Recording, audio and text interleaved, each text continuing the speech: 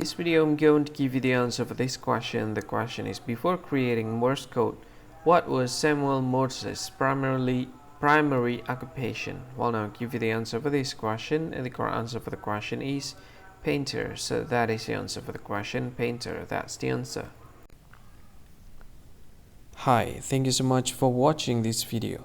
If you find this video is very useful, you can help this channel to grow by subscribing this channel.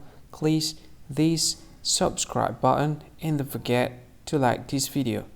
And if you find this video is not really good, or you don't really like this video, or you kind of feel that it's a little bit offensive or something like that, you can click this one, dislike button. You can do that anyway. And if you want to share this video with your friend, you can share it by clicking this share button, and you can share it to any social media that you wish that is currently available at this time, like Facebook, Twitter, LinkedIn, and many others. Right?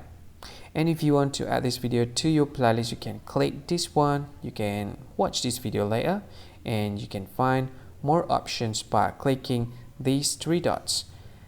And yeah, don't forget to subscribe. I think that's all of it. Thank you so much for watching this video, and see you again in another video.